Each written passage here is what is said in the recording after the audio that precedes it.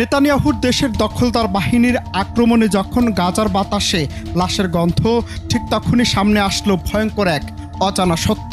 শুধুমাত্র নিজের স্ত্রীকে খুশি করতেই বিশ্ব শাসনের যুদ্ধে নেমেছে। আসসালামু আলাইকুম প্রিয় দর্শক, জানিয়ে দেব এখনকার গুরুত্বপূর্ণ টপ নিউজটি। পুরো নিউজটি উপস্থাপন করব আমি নিপা আক্তার শিমু। এবার বিস্তারিত খবর। ইসরায়েলের প্রধানমন্ত্রী বেঞ্জামিন নেতানিয়াহু আবারও বিতর্কের জন্ম দিয়েছেন এক বিস্ময়কর মন্তব্যে। চলমান গাজা যুদ্ধের আবহে তিনি প্রকাশ্যে জানিয়েছেন কখন কোথায় সামরিক হামলা হবে তা নাকি নির্ধারণ করেন তার স্ত্রী সারা নেতানিয়াহু। এমন বক্তব্যের পরই আন্তর্জাতিক মহলে শুরু হয়েছে ব্যাপক সমালোচনা ও আলোচনার ঝড়। ঘটনাটি ঘটে যুক্তরাষ্ট্রের নিউ ইয়র্কে ইসরায়েলি কনসুলেটে আয়োজিত এক সংবর্ধনা অনুষ্ঠানে।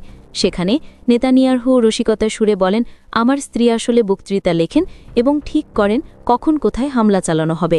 এরপর তিনি যোগ করেন, সারা ইসরায়েলের পুনর্জাগরণে একজন গুরুত্বপূর্ণ অংশীদার। তার এই মন্তব্য মুহূর্তের মধ্যেই সামাজিক মাধ্যমে ছড়িয়ে পড়ে এবং বিশ্বজুড়ে নিন্দার ঝড় ওঠে।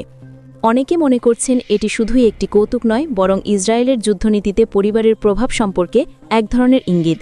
সমালোচকরা বলছেন, এমন সংবেদনশীল বিষয়ে রসিকতা করাও এক ধরনের দায়িত্বজ্ঞানহীন আচরণ, বিশেষ করে যখন গাজায় প্রতিনিয়ত প্রাণহানি ঘটছে এবং মানবিক সংকট চরমে পৌঁছেছে। এর পাশাপাশি নেতানিয়াহু আরব দেশগুলোর উদ্দেশ্যে উস্কানোমূলক ভাষণ দেন। তার মতে, ইতিহাস জুড়ে ইহুদিরা অপবাদ ও নির্যাতনের শিকার হলেও আজ তারা অস্ত্র হাতে নিজেদের রক্ষা করতে পারছে। এরপর তিনি জোর দিয়ে বলেন, আজ পার্থক্য হচ্ছে আমাদের হাতে তরবারি আছে। তার এই বক্তব্যে স্পষ্টতই বোঝা যাচ্ছে তিনি গাজার চলমান যুদ্ধকে এক ধরনের ঐতিহাসিক প্রতিশোধ হিসেবে উপস্থাপন করতে চাইছেন। নেতানিয়াহুর এই মন্তব্যে ক্ষোভ প্রকাশ করেছে মধ্যপ্রাচ্যের বিভিন্ন দেশ।